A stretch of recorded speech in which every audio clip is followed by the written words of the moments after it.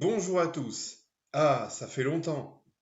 Oui, je sais, la première diffusion de la vidéo précédente a eu lieu peut-être la veille de celle-ci, ou très peu de temps avant en tout cas, mais en réalité, celle-ci, je la tourne longtemps après l'autre. Bref, j'espère que vous avez bien suivi les dernières vidéos en date parce qu'on va, comme à chaque fois, reprendre exactement là où nous nous étions arrêtés et ça va être super. Oui, oui, oui, on est toujours dans les bases, mais ça va quand même être super. Alors, je vais d'abord vous montrer quelque chose qui a pas grand-chose à voir.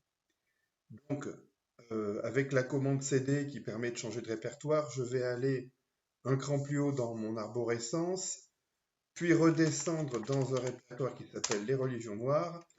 Et comme vous pouvez le voir, c'est un répertoire contenant du code en C, enfin des fichiers de code en C. Et alors, j'ai fait exprès de rien compiler. Comme ça, vous allez voir le temps que ça prend à compiler.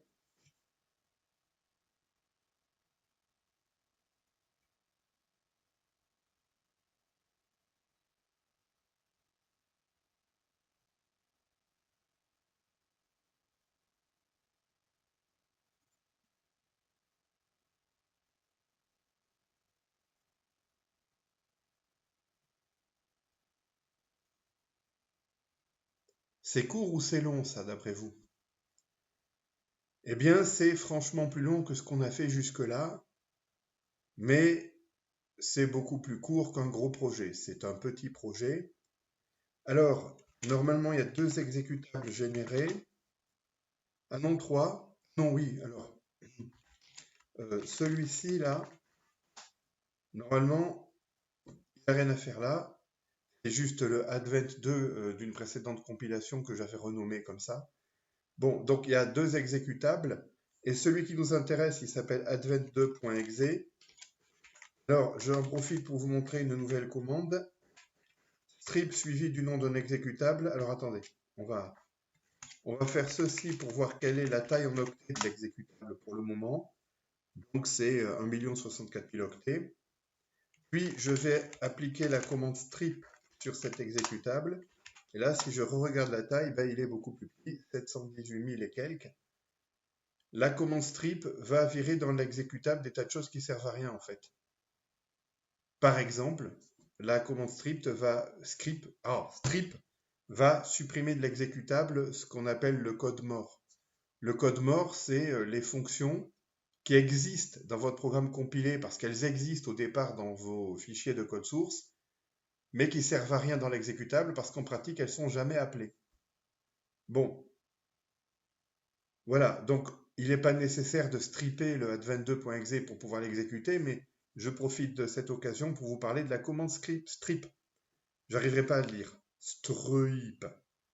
Bref, alors advent2, qu'est-ce que c'est? C'est le nom euh, mal choisi que j'avais donné à l'exécutable d'un jeu qui s'appelle Les Religions Noires. En fait, il y a une raison pour laquelle l'exécutable a ce nom-là, mais bon, effectivement, le renommer LRN en soi, c'est pas débile. Bref, je vais le lancer et on va voir ce qui se passe. Allons-y. Alors, bienvenue dans le jeu de rôle RPG, hein, Role Playing Game, Les Religions Noires version 1.1. Vous pouvez soit commencer une nouvelle partie en entrant commencer, soit reprendre une partie sauvegardée en entrant le nom du fichier à charger. Donc là, si je mets commencer, puis si j'appuie sur entrée, vous allez voir défiler un texte. Enfin, si je le faisais, vous verriez défiler un texte qui vous explique, qui vous présente un peu le décor au début du jeu, qui vous raconte le début de l'histoire. Et après, c'est à vous de jouer. Vous êtes un personnage tout seul, mais qui va trouver des équipiers au fur et à mesure qu'il va progresser dans l'aventure. Et ce personnage tout seul s'appelle Tuonishi, etc. Vous ne saurez rien sur lui si ce n'est qu'il s'appelle Tuonishi. Bref, mais je vais prendre un fichier de sauvegarde. Et là, quand je reprends ma sauvegarde, il y a un message qui m'avertit qui me dit vous avez terminé le jeu, mais vous pouvez tout de même continuer à jouer. Et oui, parce que dans ce jeu, c'est comme dans un Dragon Quest. Même quand on a gagné le jeu, on peut continuer à se balader dans le monde du jeu autant qu'on veut. La commande observer permet de voir où est-ce qu'on peut aller. Je me rends compte qu'il y a un lieu que je n'ai pas encore visité, alors hop, je vais y aller avec cette commande-ci. Alors les commandes, on peut les écrire en français ou en anglais pour la plupart. Voilà, ok, bon là il se passe rien. Voilà. Et là, par exemple, si j'essaie d'aller vers le magasin de la ville de Doxyrose, je vais avoir une petite surprise parce que là, c'est une ville qui est inhabitée, enfin il y a beaucoup de monde, mais c'est que des monstres. Et c'est une ville complètement dévastée. Voilà, alors, je vais préciser une chose, c'est que tout dans ce jeu, ça se fait en entrant des commandes au clavier, notamment les combats. C'est un jeu que je présente dans une vidéo sur ma chaîne Gaming des Cavernes et vous regardez dans la description de cette vidéo-ci, j'ai sûrement mis un lien vers la vidéo qui présente ce jeu. Et si j'ai oublié de le mettre, vous le réclamez et vous allez voir la vidéo. Voilà, parce que vous allez voir qu'on peut faire un jeu très intéressant entièrement en mode texte. Et là, je vais commencer le combat, mais si j'essaie de le terminer, bon, déjà, je risque de me faire démolir parce que face à moi, ils sont 23 et ils sont 23 parmi les monstres les plus horriblement forts du jeu. Euh, non seulement je risque de perdre, mais en plus, je risque de, que ce soit pour gagner ou pour perdre à l'arrivée, ça risque d'être très long. Alors, je vais juste commencer un petit peu le combat. Donc, par exemple, Moloir, c'est un personnage qui a des chances de tuer un ennemi en un coup. Sauf si je le fais attaquer une créature de Sotov, parce que ces monstres-là ont 700 HP, mais on va voir. Allez, hop, j'attaque l'ennemi numéro 22. Bim, voilà, hop, c'est un de ces gros coups à moloir, mais ça suffit pas pour zigouiller la bébête. Là, j'ai un autre monstre de type créature de Sotov qui m'envoie un sort qui s'appelle Rayon Gamma, qui est un des sorts de magie d'attaque les plus puissants du jeu, et je suis en train de me faire, pour l'instant, complètement éclater. Alors si c'est le game over direct, c'est pas grave, hein, voilà, j'essaie pas de jouer aujourd'hui, je voulais juste vous montrer ce jeu. Là, même regardez les dégâts.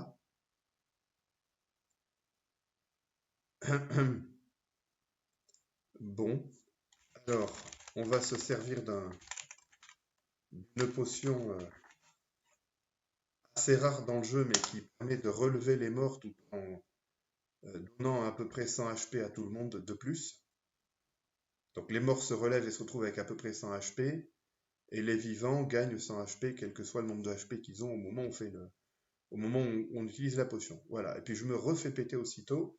Purée, j'ai presque envie de jouer jusqu'à terminer ce combat, mais on va... Non, faut que je me retienne, je suis censé vous faire un nouveau cours de programmation aujourd'hui. Donc, ce que je vais faire, je vais essayer de fuir, et si je peux pas, on est mal. Ça marche. Bon, alors, voilà, et maintenant, on va quitter le jeu. Ouais, j'ai pas sauvé, mais c'est pas grave. Voilà, je quitte. Pof. Mince, j'ai mis N au lieu de Y. Je quitte, pof. Voilà. Alors, fermeture du programme dans 10 secondes, c'est pour le temps que le joueur ait le temps de voir l'écran disparaître. Parce que là, j'ai lancé le jeu dans un shell, mais si on le lance par un double clic, au moment où le programme se ferme, ça ne revient pas ici à l'invite de commande qu'on peut entrer, mais ça ferme la fenêtre, évidemment. Bon, voilà. Donc, je vais maintenant revenir dans notre répertoire à nous. Et puis, voilà, je vais réexécuter ça. C'était là où on s'était arrêté la dernière fois. Pourquoi est-ce que je viens de vous montrer tout ça? C'est pour que vous ayez conscience que, bon, ben déjà, même en faisant que des affichages de texte, on peut déjà faire des programmes sophistiqués. Alors, le but, c'est pas non plus de vous inciter à créer des jeux uniquement textuels. Bien sûr, personne vous interdira jamais de le faire. Mais si vous voulez créer des jeux vidéo, évidemment, c'est pas ce genre de jeu que vous allez essayer de créer. Je pense pas. En tout cas, sachez qu'un jeu comme ça se vend pas. Hein, c'est pas. Hein? Non, non, j'ai pas essayé de le vendre. Je sais que c'est même pas la peine d'essayer. Bon, donc, alors oui, le jeu sur lequel je travaille actuellement, c'est un jeu avec des affichages graphiques. Je précise, c'est pas un autre jeu texte comme celui-ci. Mais regardez ce qu'on peut faire avec juste du printf. Alors, pour la couleur, parce que vous avez vu que dans mon texte, il y a des couleurs. Il y a plusieurs manières d'afficher du texte couleur dans un terminal, mais c'est pas simple. C'est-à-dire que, de toute façon, quand vous voulez faire des affichages graphiques, eh bien, vous pouvez afficher n'importe quoi, et donc notamment du texte. Et quand vous faites des affichages graphiques, votre texte, entre autres, il peut être affiché avec n'importe quelle police de caractère, en n'importe quelle taille, avec des effets supplémentaires comme par exemple souligné, gras ou que sais-je, italique, etc. Et en plus, chaque caractère peut être affiché dans n'importe quelle couleur. Vous pouvez même créer ou utiliser des polices de caractère dans lesquelles il y a plusieurs couleurs pour le même caractère. Bon, bref, peu importe.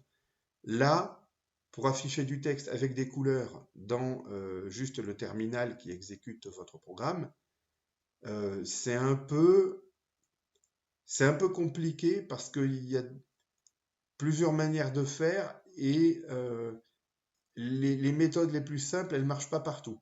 Par exemple, dans mon jeu Les Religions Noires, j'utilise quelque chose qui s'appelle l'émulation VT52 pour afficher du texte. C'est un truc ancien, peu puissant. Vous aurez la possibilité d'utiliser peu de couleurs différentes à la fois. Mais ce qui est bien, c'est que c'est très très facile à programmer. Bon. Mais même s'il y a cette petite subtilité d'émulation VT52 dans le code du jeu Les Religions Noires, ça reste que c'est quand même que du texte. Par contre, une des choses que vous devez savoir si vous voulez que vos programmes puissent faire des affichages texte sans problème, et certaines des choses que vous devez savoir aussi si vous voulez que l'utilisateur puisse saisir au clavier du texte dans un programme à vous qui s'exécute, eh bien certaines de ces choses, on va en parler dans la vidéo d'aujourd'hui, et peut-être dans la suivante si jamais j'arrive pas à caser aujourd'hui tout ce que je voudrais dire aujourd'hui, parce que aujourd'hui, au fond, je voudrais vous parler de tout ce que j'ai noté là. Voilà, donc pour LRN, c'est fait, et en plus je peux l'enlever parce que ça n'a pas de rapport direct avec ce qu'on programme. Mais bon, peut-être qu'aujourd'hui, on fera que ça, et que la partie numéro 38, ce sera dans la vidéo suivante. Bref. Alors, par quoi on commence?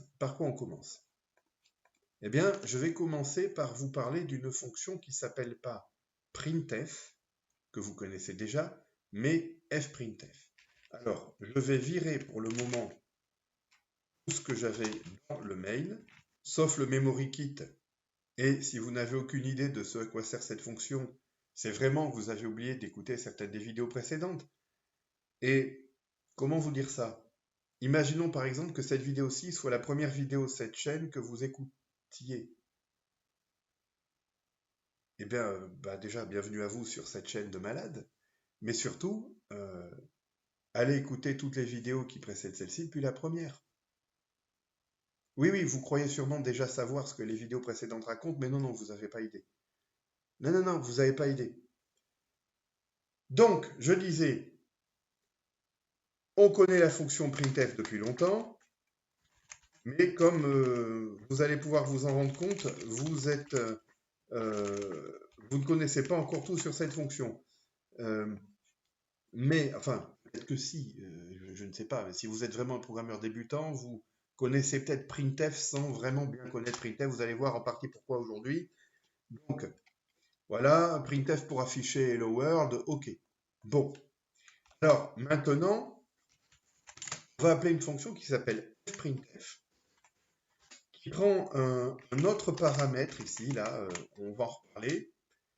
Et après ce premier nouveau paramètre, vous pouvez avoir un ou plusieurs paramètres qui seraient exactement les mêmes qu'avec printf. Bon, là, il y a un paramètre de plus. Et une des valeurs possibles pour ce paramètre de plus, c'est stdout.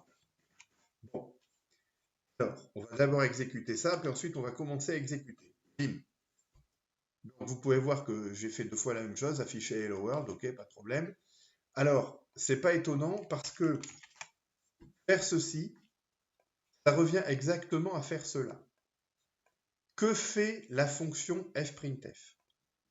La fonction fprintf, elle considère un flux de sortie. Alors, on va considérer que le type de la valeur stdout, le type de la variable stdout, le type de la valeur de la variable stdout, le type de la variable stdout est flux de sortie. Voilà. Donc la fonction printf, elle prend en premier paramètre un flux de sortie, et ensuite, tout ce que vous allez lui donner à manger, encore une fois qu'il y ait un ou plusieurs autres paramètres, elle va l'envoyer vers ce flux de sortie. Et il se trouve que stdout, c'est un flux de sortie précis qui est ce qu'on appelle la sortie standard. Je vais noter ça ici.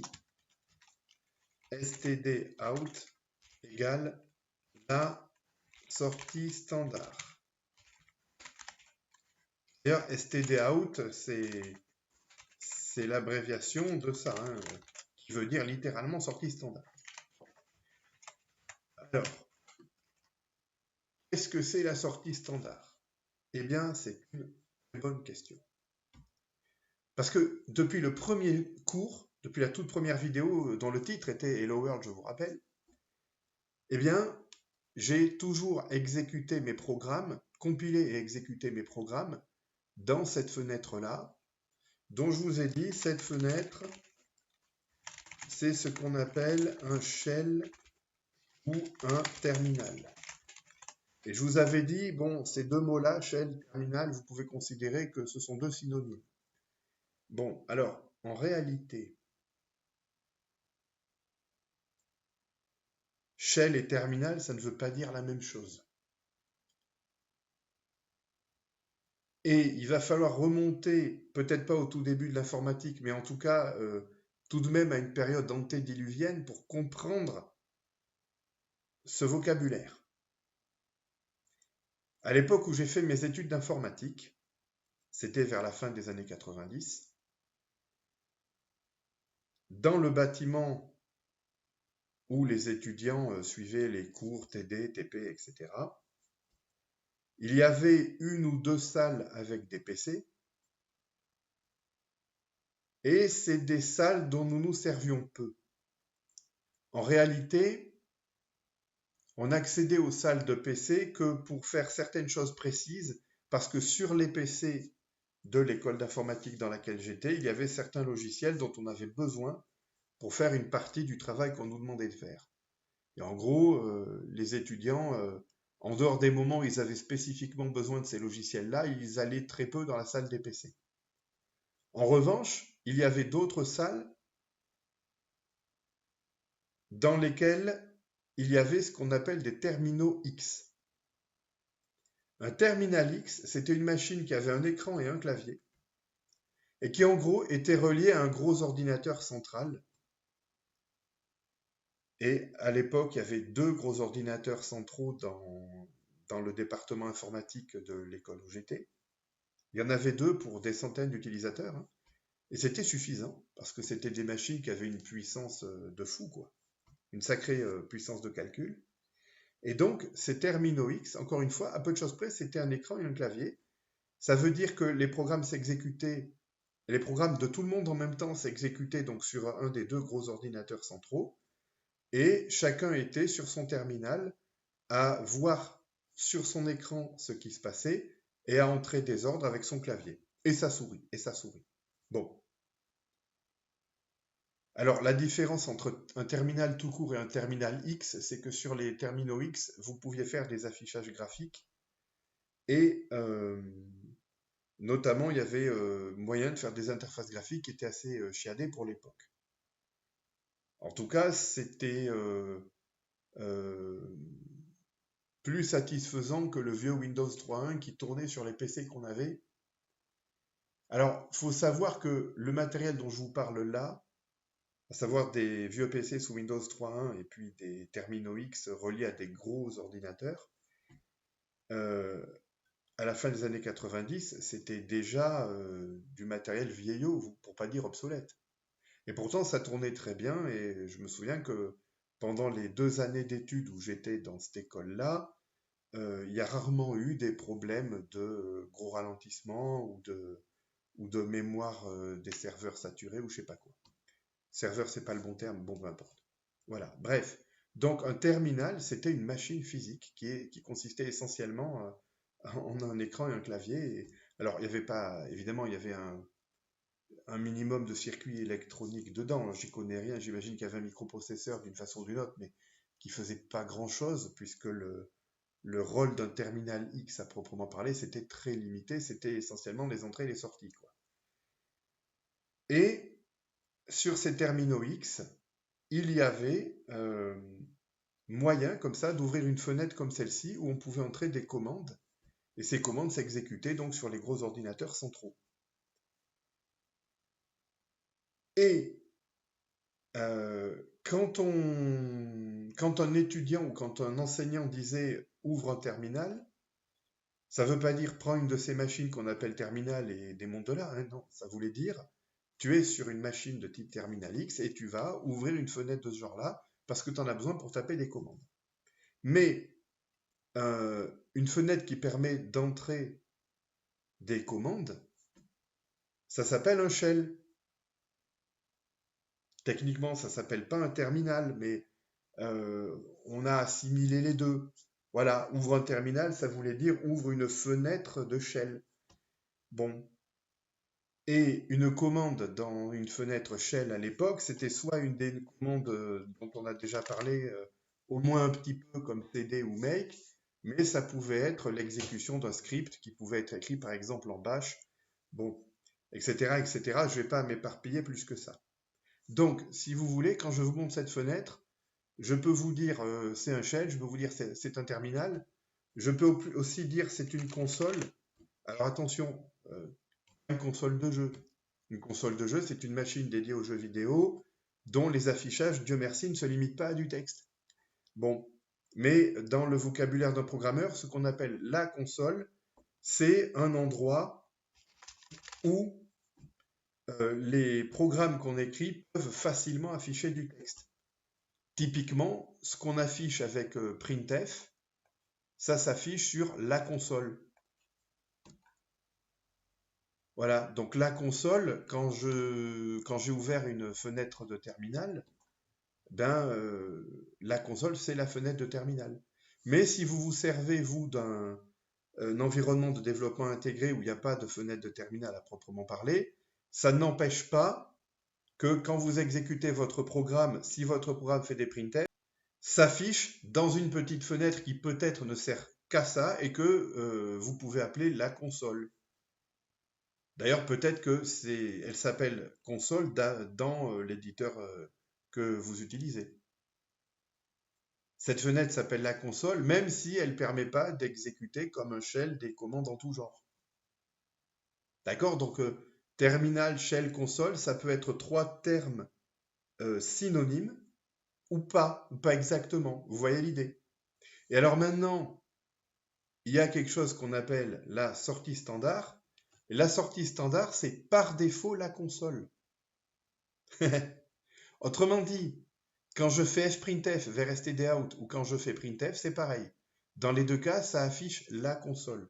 Pardon, ça affiche ce que vous voulez afficher vers la console. Et dans mon cas précis, la console, c'est ma fenêtre de terminal avec laquelle vous me voyez jouer depuis le tout premier cours de la série. Ça va, vous avez suivi? Bon, je pense qu'on va pas faire grand-chose, voire rien du tout de compliqué aujourd'hui. Donc si vous avez tenu jusque-là, la suite, ça va être simple pour vous. En principe.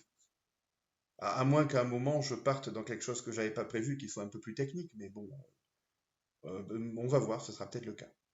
Alors, ce qui va être intéressant, c'est de se servir de fprintf pour écrire du texte sur autre chose que la sortie standard.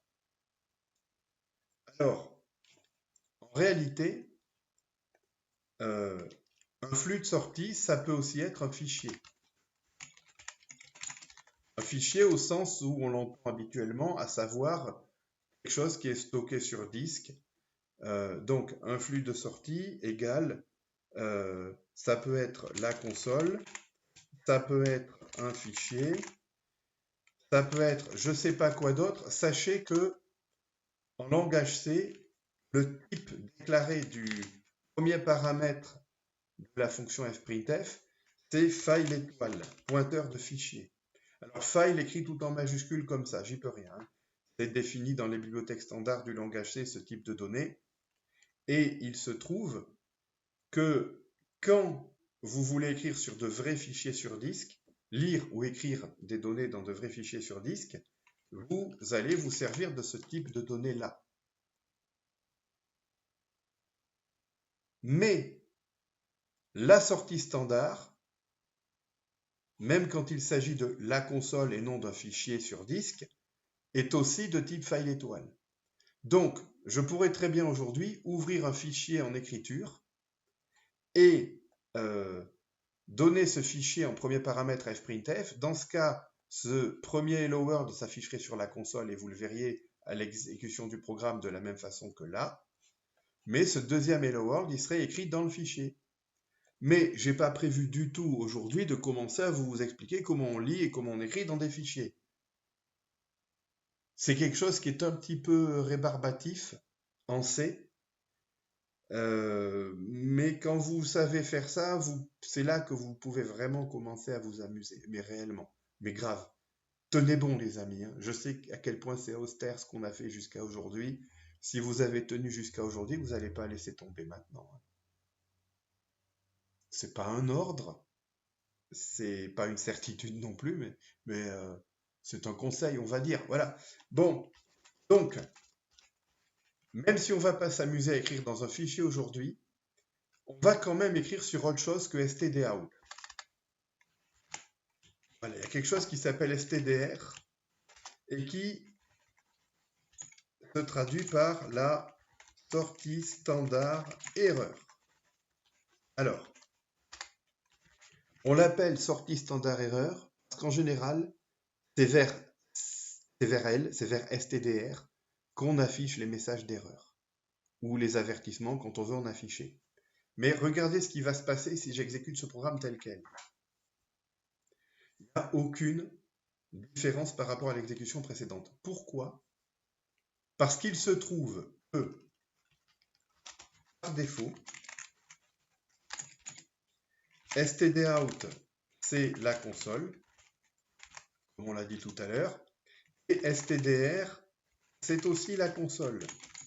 Alors ça ne veut pas dire que ça ne sert à rien de différencier les deux, mais c'est juste que si vous ne faites rien de particulier, que vous envoyez du texte vers stdout ou vers stdr, dans les deux cas, ça va sortir dans la console. Mais maintenant, regardez ce que je vais faire. Je vais réexécuter ce même programme qui envoie le premier hello world sur stdout et le deuxième hello world sur stdr. Et puis, je vais écrire non, mince, qu'est-ce que j'ai fait? Ah oui, j'ai encore le verrouillage numérique qui s'est barré tout seul sur mon clavier, hein. Le mystère depuis des années. Bon, je vais ensuite taper 2, puis un chevron dans ce sens. Non, ne paniquez pas, on va tout expliquer toujours, hein.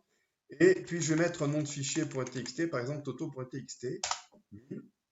Et là, on voit que un hello world s'affichait. C'est le premier.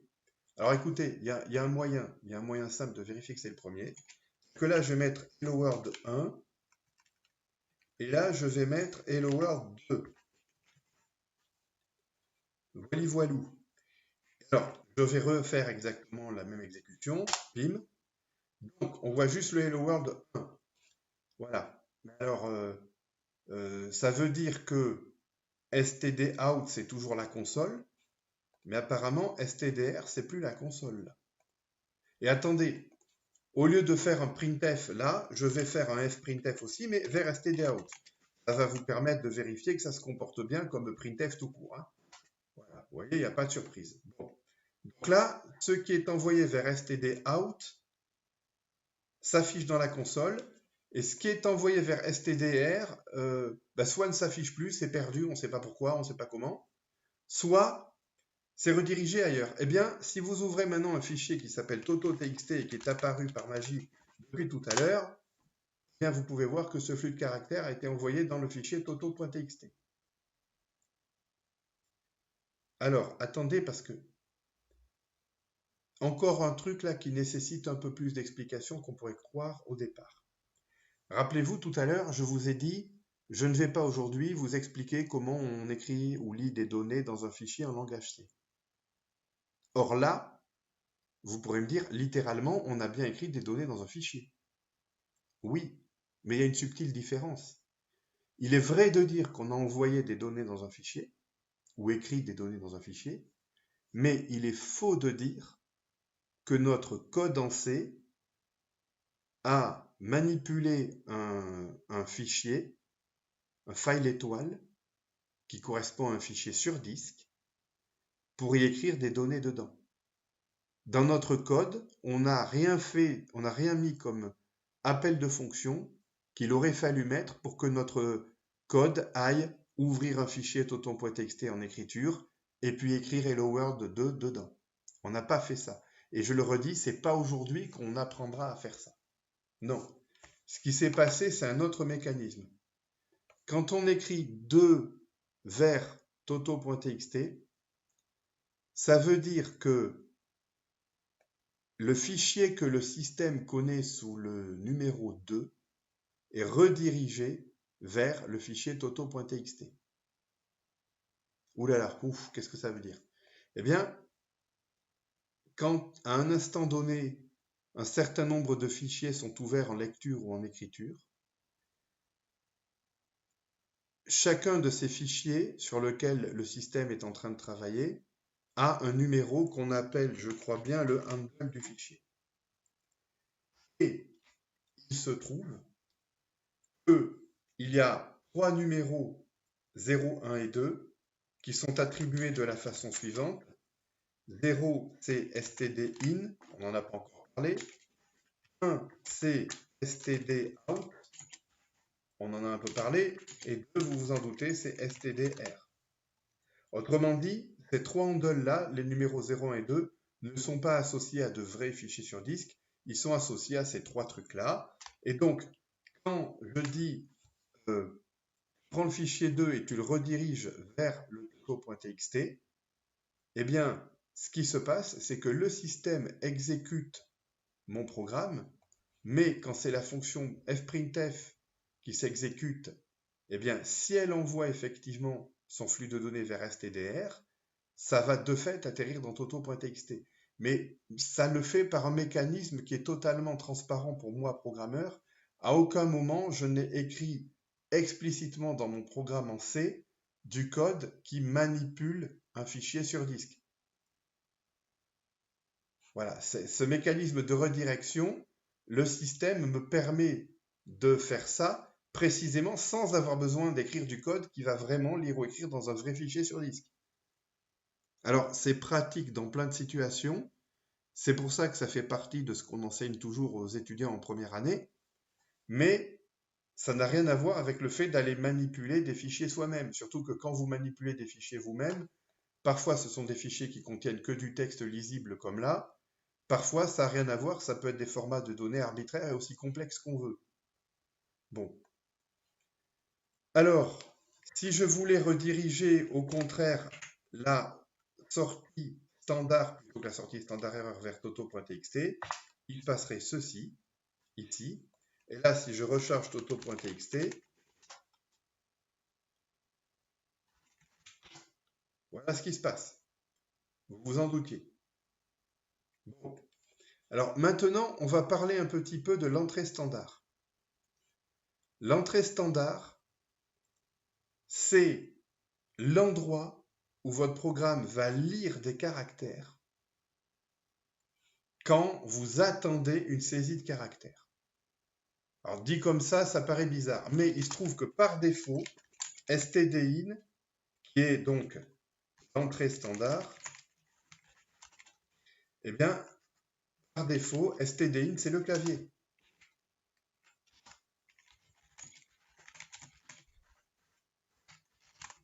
Donc, quand vous faites une lecture sur stdin, ça veut dire que vous lisez des données que l'utilisateur de votre programme va taper au clavier. Un peu comme dans le jeu que je vous ai montré tout à l'heure. À chaque instant où le jeu n'est pas en train de jouer tout seul, on attend que le joueur entre une commande. Il va taper quelque chose au clavier, plusieurs caractères à la suite, qui sont lus par le programme et qui sont lus au clavier juste parce qu'on demande à faire une saisie sur stdin et que stdin, par défaut, c'est le clavier. Mais on n'a jamais encore parlé d'instructions qui lisent des caractères. On a vu comment on affichait mais on ne sait pas encore comment en lire. Alors, je vais vous parler pour ça des fonctions fgetC et getChar, et j'aurai peut-être le temps d'en parler dans cette vidéo aussi, mais sinon, ce sera pour la vidéo suivante, ne vous en faites pas.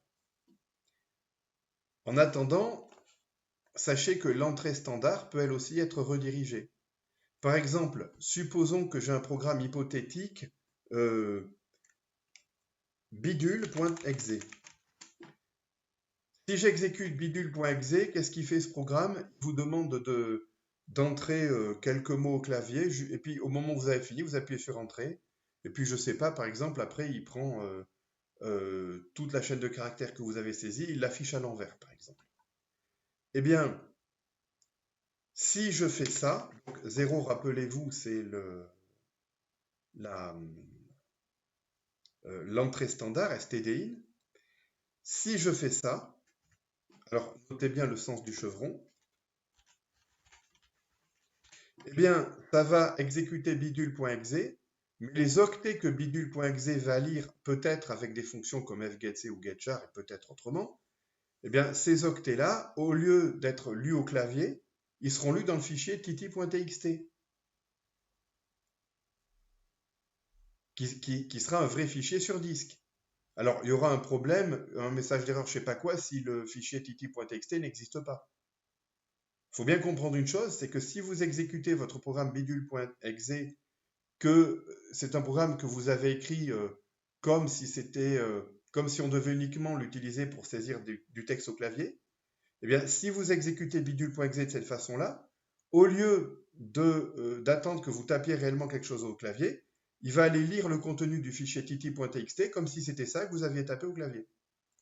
Bref, en attendant, bidule.exe n'existe pas. Là, on était dans l'hypothétique, c'était pour vous expliquer ce principe.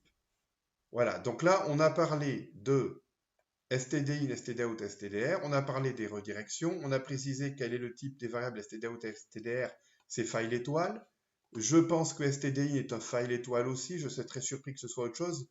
J'avoue que j'ai eu la flemme de vérifier avant de lancer le tournage de cette vidéo. En revanche, j'ai relu comment marchait vraiment fgetC et getChar parce qu'il y avait deux petits détails qui me chiffonnaient. Bref. Et alors, avant de entamer justement la saisie de données, soit dans cette vidéo, soit dans la suivante, on verra, je dois vous parler de flush. Vous vous rappelez de quelque chose? Dans la vidéo précédente, il y a un moment où je vous ai fait remarquer qu'un message... non, je vous ai fait remarquer qu'on avait un programme qui plantait. Il était normal qu'il plante. J'avais volontairement commis l'erreur de désallouer une même zone de mémoire 2 fois. Et je vous avais dit, c'est bizarre parce que quand même, avant le plantage, il y a du texte qui aurait dû s'afficher. Le texte, c'était soit bravo, soit pas bravo selon les cas. Hein. Bon, mais peu importe, ça aurait pu être autre chose. Je vous ai dit, voilà, le programme plante, mais avant le plantage, on aurait dû voir s'afficher du texte. Et je vous ai dit, il y a peut-être un mécanisme bizarre dont on n'a pas encore parlé là derrière. Eh bien, ce qui se passe quand on fait un fprintf ou un printf, c'est que les caractères que vous voulez afficher, en réalité, ils sont pas directement envoyés vers la sortie standard ou la sortie standard erreur ou dans le flux quelconque, hein, dans le file étoile quelconque dans lequel vous faites votre affichage. Non. Il y a ce qu'on appelle une mémoire cache. Imaginez la chose suivante. Imaginez, mettons, qu'il y ait un bloc de mémoire de 5000 octets. Je dis 5000 au hasard, ça n'a pas d'importance. Imaginez qu'il y ait un bloc de mémoire de 5000 octets associé à, mettons, à la sortie standard, et qu'en fait, quand vous appelez cette fonction-là, vos caractères, ils ne soient pas directement affichés dans la console, ou écrits dans un fichier, peu importe, mais qu'ils soient stockés dans ce bloc de mémoire de 5000 octets. On appelle ça un buffer. Et imaginez comme ça que votre programme il fasse plein d'affichages à la suite, du même genre que celui-ci, et à chaque fois, c'est ajouté à la suite jusqu'à remplir les 5000 octets. Et au moment où les 5000 octets sont remplis, ils sont tous copiés, les 5000 octets d'un coup, vers la console. Et si jamais les fprintf que vous avez fait, ça dépasse 5000 octets au total, eh bien c'est pas grave, ceux qui dépassent, ils sont restockés en début de buffer une fois que le buffer a été envoyé entièrement vers la sortie standard et on recommence un cycle. Eh bien, je vous ai dit imaginez, mais c'est comme ça que fprintf ou printf travaille. Ça n'empêche pas que de temps en temps, les caractères sont affichés avant qu'on ait rempli le buffer. Mais dans la vidéo précédente, il y a un programme qui a envoyé avec un printf un peu de texte vers le buffer. Et avant que soit arrivé le moment où l'affichage du buffer, avant que soit arrivé le moment où le texte du buffer est effectivement affiché vers la console, le programme avait planté entre-temps, d'où le fait que le texte ne s'était pas affiché. Et ça, c'est un mécanisme dont vous devez avoir conscience quand vous programmez en C, parce que si vous ne savez pas que ça existe, il peut se passer des choses bizarres que vous ne saurez pas expliquer, vous vous en rendez compte. Alors, en pratique, quand on veut forcer le buffer à se vider et à envoyer son contenu vers la console, on fait appel à la fonction flush. Donc là, par exemple, si je veux, à chaque fois que je fais un fprintf sur la sortie standard, ou un printf, ça revient au même, je fais aussi un flush de la sortie standard. Oui, c'est lourd. C'est lourd, mais l'intérêt, c'est qu'à chaque fois que vous affichez du texte, même si c'est un seul caractère, il est envoyé automatiquement tout de suite à la console. Donc, autant quand je fais des sorties vers stdout, je ne flush pas nécessairement en permanence, autant quand j'envoie quelque chose vers stdr, parce que stdr, c'est vers là que j'envoie les messages d'erreur ou les avertissements, autant quand j'envoie quelque chose vers stdr, je fais systématiquement un flush juste après. Comme ça, si mon programme plante à un moment, je suis sûr qu'avant le plantage, tous les éventuels avertissements ou messages d'erreur que mon programme aura voulu afficher sont effectivement lisibles à l'écran. Ce qui peut aider pour trouver les raisons de l'erreur plus rapidement dans plein de cas. Voilà. Bon, allez, maintenant qu'on a expliqué tout ça, on va faire quelque chose de plus intéressant. Finalement, oui, je vais tout faire en une vidéo. Alors, je vais m'intéresser à une fonction qui s'appelle fgetC. Alors, fgetC, c'est une fonction qui retourne un int. Donc, je vais déclarer un int, je vais l'appeler n, et puis je vais faire appel à fgetC. fgetC, elle prend un paramètre qui est le flux sur lequel on veut lire. Donc, ça va être stdin dans mon cas. Après, qu'est-ce que je vais faire? Je vais afficher sur stdout, je vais afficher la valeur de n. Bon. Alors, aussi bizarre que cela puisse paraître, je réalise que j'ai peut-être jamais écrit un main de ce genre-là dans ma vie. Si ça se trouve à l'exécution, il va y avoir une surprise. Bon, allons-y. Oui, là, ça s'appelle une surprise, en effet. Oui, c'est vrai que là, il manque ce que je veux afficher, à savoir cn. Hop. Donc là, le programme, il a l'air de ne rien faire. En fait, il n'est pas dans une boucle infinie. Non, il est dans une boucle d'attente. Il attend que je saisisse un clavier, un caractère au clavier. Mais maintenant, regardez. Par exemple, je vais appuyer sur U minuscule. Vous avez vu, il ne se passe rien. On dirait qu'il est toujours en attente. Bizarre, non? Et regardez, maintenant j'appuie sur Entrée. Voilà. Une fois que j'ai appuyé sur Entrée, c'est validé. C'est-à-dire que quand j'appelle fgetC, tant que je n'ai pas appuyé sur Entrée, il ne se passe rien. Mais pourtant, une fois que j'ai appuyé sur Entrée, hop, ça y est, l'exécution de fgetC est terminée. Le caractère que j'ai entré au clavier est rangé dans la variable n. Vous pouvez vous demander pourquoi n est un int et non un char, on va y venir. Et après, la valeur de n est affichée. Alors, ça vous paraît peut-être bizarre de voir 117. Ça veut juste dire que dans le jeu de caractères qui est celui de mon programme quand il s'exécute, eh bien, c'est le code numéro 117 qui correspond au caractère U minuscule.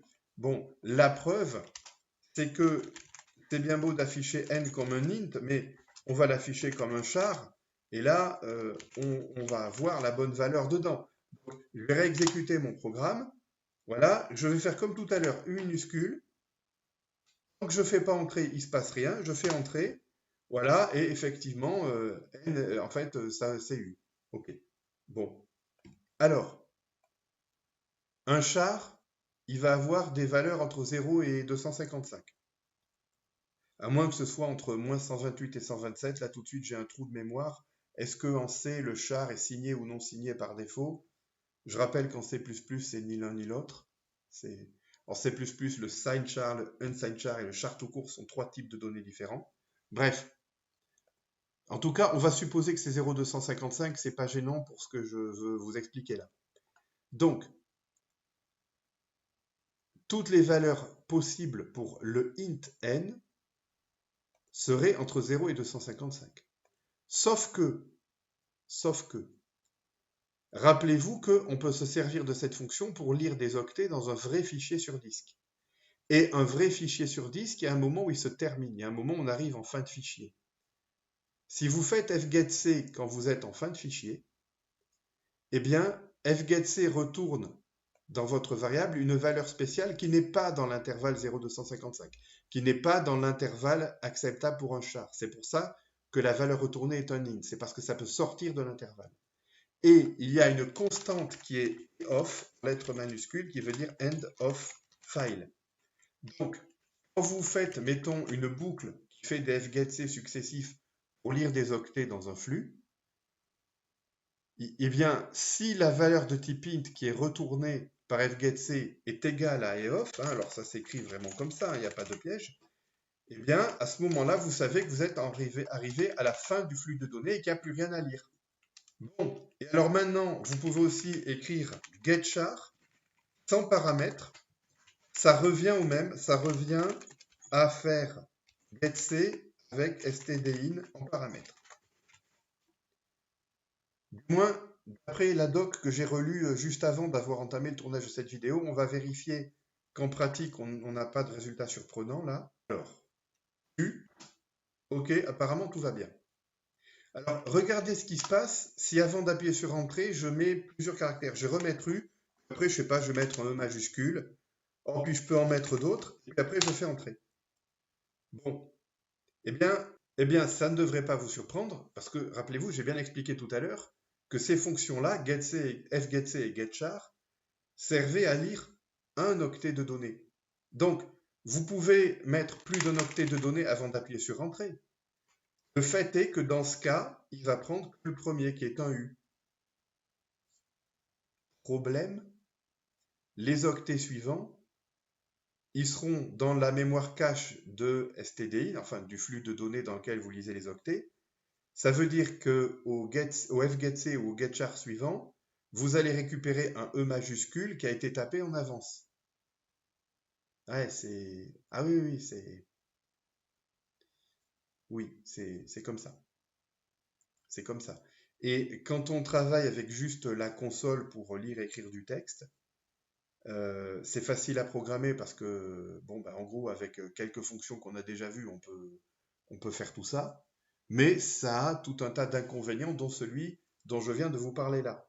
Alors, sachez qu'en pratique, c'est pas un gros problème, parce qu'en pratique, bah, déjà, il y a beaucoup d'applications qui s'exécutent uniquement dans la console qu'on peut écrire et qui peuvent bien fonctionner malgré ce genre de petits défauts.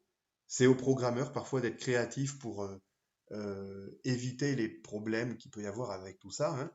Mais surtout, la plupart des applications qu'on écrit sont des applications graphiques. Et il se trouve que les entrées clavier, quand on a une application graphique, ça fonctionne pas du tout comme ça n'a rien à voir.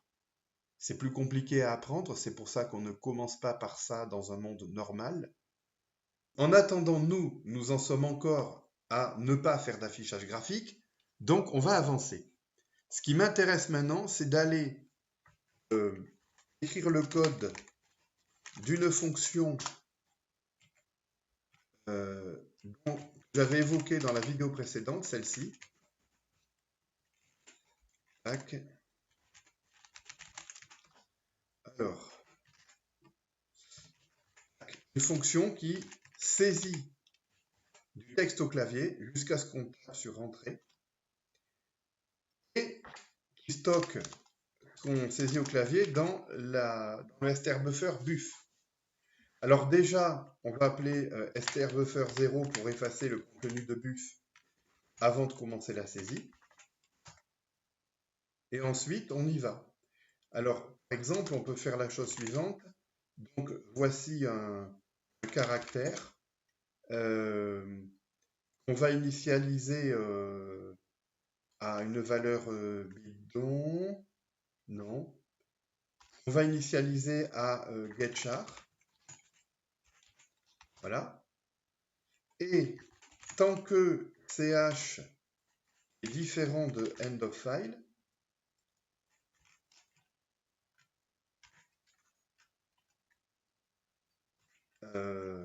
tant que ch est différent de end of file, et tant que ch est différent de passage à la ligne, donc, qu'est-ce qu'on fait? Eh bien, on va faire appel à notre fonction strbuffer char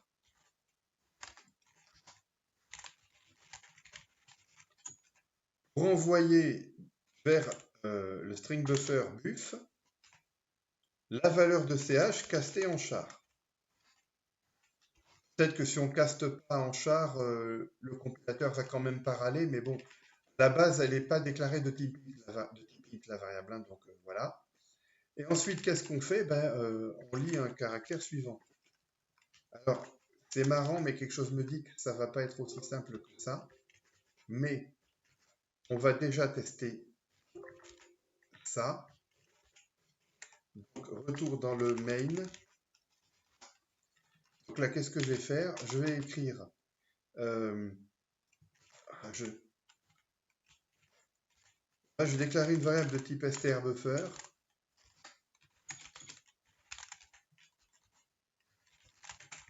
On va préallouer de la taille pour un seul caractère. Hein, il faudra sûrement l'agrandir en cours de route, évidemment. Voilà. Ça permettra de vérifier que ça marche. Non, j'en suis même pas sûr que ça marche parce que ce qu'on a écrit, on l'a pas encore beaucoup testé. Hein. Voilà. Et je vais appeler cette nouvelle fonction en lui passant en paramètre le buffer buff. Et puis après, on va écrire ça. Vous avez saisi deux points le texte suivant. Alors, on va appeler la fonction strbufferprint. Elle s'appelle bien strbufferprint ou j'ai fait plus compliqué que ça? Non, mais println même, voilà. Buff. Ok. Allons-y. On attend une saisie. Alors, par exemple, je vais écrire Hello World. Et maintenant, j'appuie sur Entrée. Vous avez saisi Hello World. Ah oui, et puis on a une fuite de mémoire, évidemment. J'ai oublié de désallouer mon strbuffer une fois que j'en ai plus besoin. Bon, on dirait que ça marche du premier coup. Je suis assez sceptique. Attendez, c'est trop beau pour être vrai. Donc, par exemple, le petit train fait chouchou. Oh là là, mon Dieu. Ah, qu'est-ce qui se passe si je mets du backspace? Tiens, on va mettre des guillemets. Hop, ça marche. Et vous remarquez qu'il n'y a pas de problème avec le fait qu'il y a des guillemets dans la chaîne de caractères saisis. Bon, on dirait que ça va. Alors, programmons sur la défensive parce que je me souviens d'un vieux problème. Alors, l'idée est la suivante. Tant que, comment dire, ici, alors, attention, section spéciale, les amis. Non, pardon. Section spéciale. Hein. Section spéciale. Et qu'est-ce qui se passe? C'est quoi cette indentation PP? Peut-être que... Et oui, c'est parce que j'ai pas mis ça là. Oui. Non. Voilà. Section spéciale. Si jamais CH est directement égal à EOF, c'est rien. Et sinon, tant que CH est égal à remplisse la chaîne, on continue à lire. Voilà. Je vais juste vérifier que ça marche pas moins bien avec ces lignes de code là ajoutées. Après, j'en parle un petit peu. Allons-y. Ah bah tiens. Eh. Et oui. Non mais là, c'est des simples codes, évidemment. Remplisse la chaîne comme caractère et non comme chaîne. Hop. C'est ça. Tu m'emmerdes.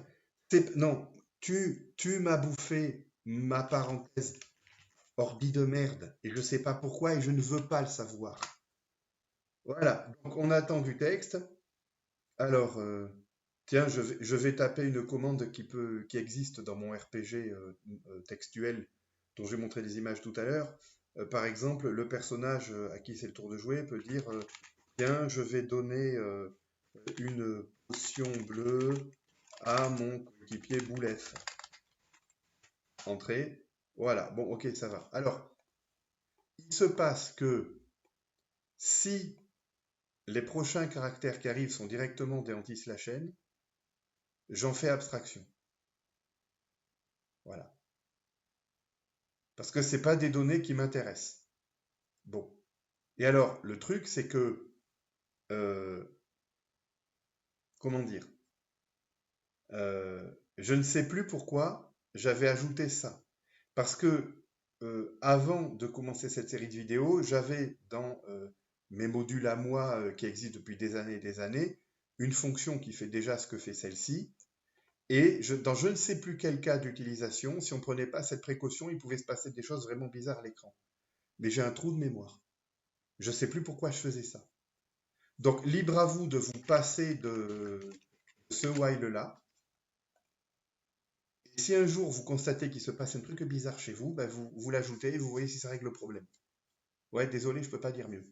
Alors, il y a peut-être autre chose que j'ai envie de faire, qui prendra pas longtemps, mais qui sera cool. Attendez. Peut-être un trou de mémoire sur les points H que j'ai ou que j'ai pas. Oui, alors, la plupart de ces points H, ils ne concernent pas cette série de vidéos. Hein. Ne vous en faites pas s'il y a des noms de fichiers qui ne vous parlent pas. Chartype. Ah oui, c'était Chartype que ça s'appelait. Ah, il est déjà includé. Bon, ben très bien. Alors, on va faire appel à une fonction du module Chartype. Vous allez voir pourquoi. Voilà. En fait, le caractère, on ne l'ajoute dans buf que si c'est un caractère normal. Alors, ce module Chartype, il est très intéressant. Je m'en suis notamment servi pour vous expliquer de façon vraiment approfondie à quoi sert l'instruction switch en C. C'est dans une des vidéos les plus récentes, mais je ne sais plus laquelle. Il faut que vous alliez l'écouter naturellement, même si en principe vous l'avez déjà écouté. Est-ce que vous les écoutez dans l'ordre, bien sûr. Voilà, donc, pardon, au contraire, c'est si c'est un regular char qu'on l'ajoute. Sinon, on l'ignore, mais on passe au suivant quand même. Voilà. Donc, comme ça, on saisira des chaînes de caractères desquelles les caractères trop bizarres seront automatiquement filtrés. Est-ce que ça compile? Est-ce que ça s'exécute toujours normalement? Voilà. Donc, du coup, on va faire une dernière chose dans cette vidéo, et ça va être la chose la plus puissante de cette vidéo. Et après ça, on fera une conclusion assez sympa, même si un passage de la vidéo précédente vous a déjà annoncé la couleur. En gros. Alors, dans un premier temps, on va rouvrir le module myregstr. Rappelez-vous que j'avais annoncé qu'on allait aussi faire cette fonction-là, mais ça va être rien du tout, puisqu'elle va s'appuyer sur strbuffer keyboard input. Donc, alors, on revient là. Bon, je copie le prototype. Donc, l'idée est la suivante. On va créer un strbuffer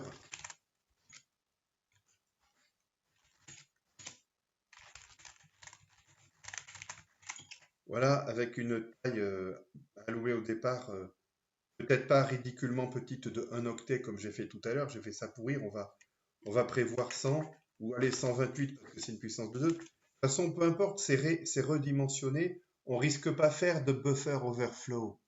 On va en reparler. Voilà, c'est redimensionné en cas de besoin. Les str buffer, vous le savez. Ensuite, on fait un appel à str buffer keyboard input sur buff. Voilà. Ensuite, on retournera un char étoile à la fin qui sera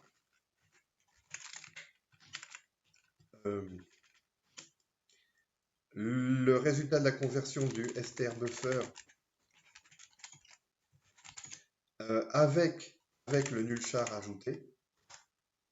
Voilà. Ensuite, on fait un appel à str buffer destroy pour ne pas avoir de fuite de mémoire, parce que buff est une variable locale créée dans cette fonction, donc on ne pourra pas le détruire ailleurs. Donc il faut le détruire dans cette fonction, mais une fois qu'on n'en a plus besoin, bien sûr. Après, return str. Voilà. Du coup, dans mon main, je n'ai plus besoin de manipuler explicitement du str buffer juste pour saisir un char étoile au clavier. Donc, char étoile str reçoit reg str keyboard input paramètre. Voilà. OK, vous avez saisi une chaîne de caractères qui est celle-ci. Voilà. On va voir si ça marche. Donc, encore essayer le soleil brille. Parce que alors avec un S majuscule, tant qu'à faire cette fois-ci. Parce que j'ai pas d'imagination, je mets toujours un peu la même chose. Comment ça? Ah oui, bah oui, il faut destroyer la str ici. Bah oui, tiens, évidemment. C'est évidemment.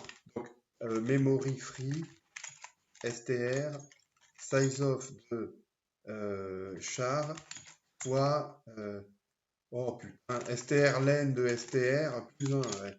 Bon, je vais finir par m'écrire une petite fonction pour faire ça.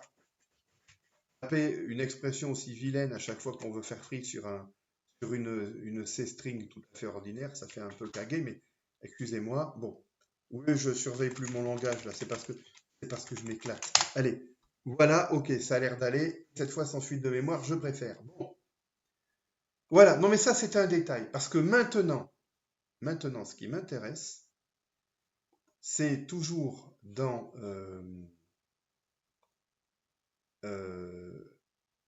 regstr de non,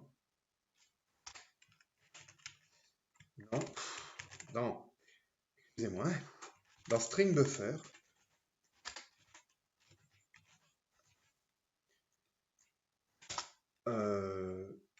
j'avais une fonction strbuffer to int.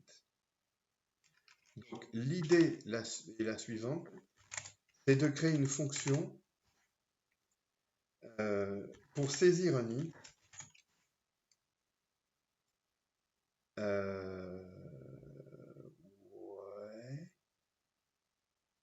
Ouais, on va faire ça.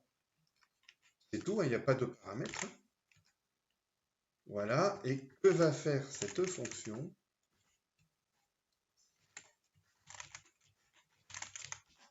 Tac.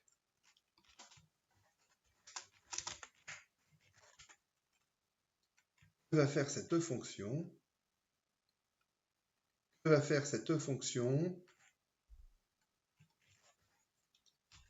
Alors, elle va créer un str buffer vide, décidément.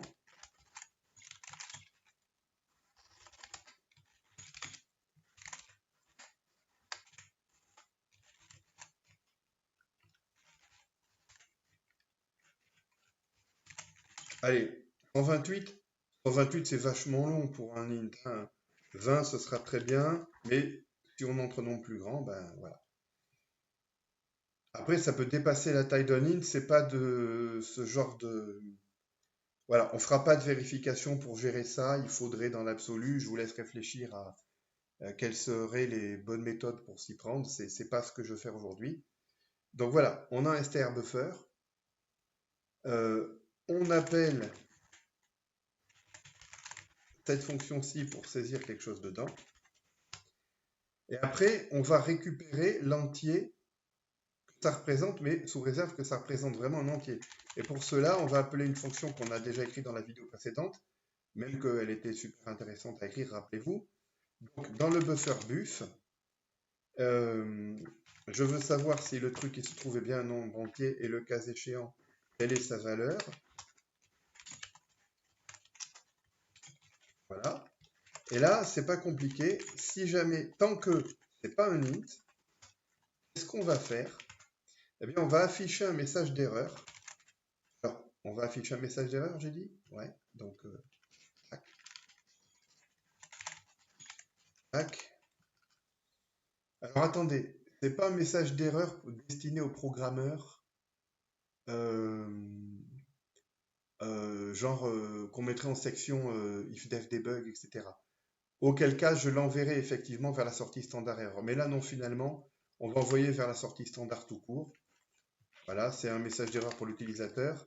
Donc, la valeur saisie n'est pas un nombre. Allez, voilà. Veuillez saisir un nombre entier. Deux points, sous-entendu, utilisateur, tu as fait une bêtise, recommence. Tac. Et là, qu'est-ce qu'on fait? On refait la saisie. Puis surtout, on revérifie. Ah oui, sinon, il va y avoir une belle boucle infinie. Notez que si l'utilisateur, dès le départ ici, saisit un nombre entier valide, il verra s'afficher ce message d'erreur 0 fois, ce qui est normal. D'où l'intérêt de faire ça dans une boucle while plutôt qu'un do while, même si ça oblige à mettre ces deux instructions déjà une première fois avant la boucle. Et à la fin de la fonction, donc, on returnera la valeur saisie, mais après avoir désalloué ceci. Bon, donc là maintenant, je vais dans hello.c.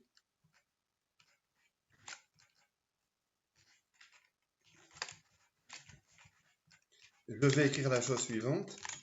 Int const n reçoit str buffer int input. Vous avez saisi l'entier n. Voilà. Et pour prouver que c'est vraiment une variable entière, enfin le code ne ment pas à ce sujet, mais bon, on va faire un calcul avec. Et temps plus 23 égale temps. Voilà, votre nombre et puis lui plus 23, pourquoi pas. Allez, allez, on y va. Alors, oui, le programme attend un nombre, mais on va... Attendez, je vais faire CTRL-C pour interrompre mon programme. On va d'abord préciser à l'utilisateur ce qu'on attend de lui. Saisissez un nombre entier, point. Voilà. Ici, on va passer à la ligne avant d'afficher ça dans la foulée. Par précaution, je vais faire ça. Dans un programme aussi petit que celui-ci, ça ne changera rien, mais rappelez-vous ce que j'expliquais tout à l'heure. Dans un gros programme, genre les religions noires, mon jeu là, en train de tourner, si le jeu attend que l'utilisateur entre une commande, le texte qu'il affiche sur l'écran pour montrer à l'utilisateur que c'est à lui de jouer, il faut être sûr que l'utilisateur le voit tout de suite. Donc, je flush aussitôt sans réfléchir quand il y a un impératif de ce genre-là. Donc, allons-y, testons. Hop. Saisissez un nombre entier. Alors, je vais du premier coup entrer un nombre entier correct, par exemple moins 23. Vous avez saisi moins 23 et votre nombre plus 23 donne 0. Je vais essayer avec une autre valeur que moins 23. Bon, 180 plus 23, ça fait 203. Ok, tout va bien. Maintenant, je fais l'andouille. Saisissez un nombre entier. Alors, 1809, n. C'est pas un nombre entier, ça. Qu'est-ce qui se passe? Qu'est-ce qui se passe? Attendez, je crois que je comprends, mais attendez. Ouais, ok, j'ai compris. Alors, on vient de voir, je m'y attendais pas, mais c'est parfait. Pour ma pédagogie, c'est parfait. Illustration de ce que je viens de vous dire. Voilà. Et illustration de ce que je viens de vous dire. On recommence. Voilà, donc je vais faire la même chose, 1809n. Veuillez saisir un nombre entier. Allez, je continue à faire le con, j'écris autre chose que nombre entier.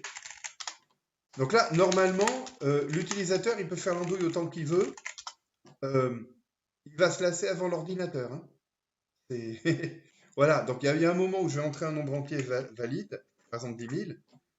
Vous avez saisi 10 000, c'est vrai, et 10 000 plus 23 égale 2023, c'est vrai aussi. Bref, donc ce qu'on a codé là, c'est ce qu'on appelle des saisies robustes au clavier. Certes, on n'a pas traité les cas où l'utilisateur il entrerait un nombre entier trop grand pour entrer dans la taille d'un int 32 bits. Ça ne fait pas partie, je n'ai pas voulu alourdir encore tout ça. Mais, regardez, on peut saisir un nombre entier en étant sûr que ce qu'on a, c'est un nombre entier. D'accord? Ça a l'air bête, hein? Mais il y a des gens qui vont vous expliquer que pour saisir un entier dans du code écrit en langage C, il faut servir de la fonction scanf en lui passant en paramètre %d, bien sûr, et puis ensuite passer l'adresse de l'entier dans lequel vous voulez. La fonction scanf range le résultat. Le problème, c'est que scanf, quand vous lui dites qu'il faut scanner un entier, si vous lui mettez un truc qui n'est pas un entier valide, il ne va rien se passer de particulier, si ce n'est que la valeur que vous allez récupérer, c'est 0. Bon, mais 0 peut très bien être une valeur valide. Comment vous faites la différence entre un 0 parce que l'utilisateur a tapé 0 ou un 0 parce que l'utilisateur a écrit des conneries? Et comment vous pouvez rattraper le coup? Réponse, vous ne pouvez pas. Vous ne pouvez pas. Il y a un autre truc tout aussi préoccupant. Avec scanf %s, vous pouvez saisir une chaîne de caractères. Voilà, si str est de type char étoile d'une manière ou d'une autre, vous pouvez faire ça. Sauf que scanf, elle va saisir à l'adresse que vous lui avez indiquée des caractères jusqu'au moment où vous allez appuyer sur Entrée, etc. Mais scanf, elle ne sait pas combien de place est allouée à l'adresse str. Parce que scanf, ce qu'elle prend, c'est un simple char étoile, ce n'est pas une structure de données redimensionnable comme nos str buffers.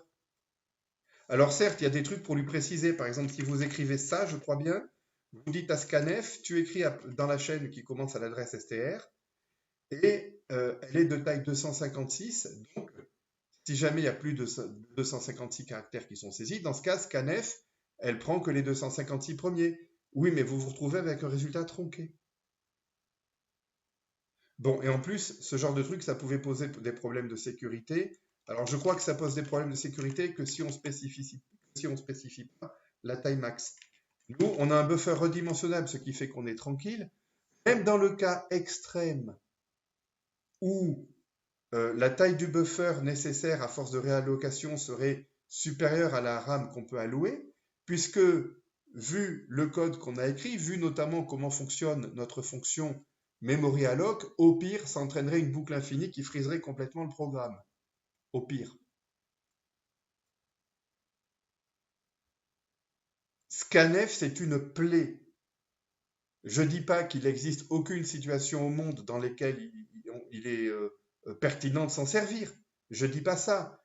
Mais les gens qui prétendent vous enseigner la programmation en C et qui vous font vous servir de scanf, eux-mêmes, sans doute en réalité, ne pratiquent pas beaucoup ce langage. Parce que pour saisir des entrées au clavier dans un programme écrit en C, on ne doit pas se servir de scanf, on doit se servir de fonctions qu'on a créées soi-même en faisant par exemple ce que je vous ai montré le long des dernières vidéos qui a abouti finalement à ce qu'on fait aujourd'hui. Allez, mettez un commentaire parce que je ne peux pas croire qu'une telle vidéo vous laisse indifférent. Et sur ce, je vous dis à bientôt. Postscriptum. Attendez. Pourquoi est-ce que même dans les environnements de développement intégré les plus modernes, la petite fenêtre dans laquelle on peut afficher des choses avec printf s'appelle la console? Eh bien, je crois que parce qu'une console, qu'on appelle aussi console de commande, c'était l'autre nom des terminaux au sens hardware du terme à l'origine. Mais je suis pas sûr.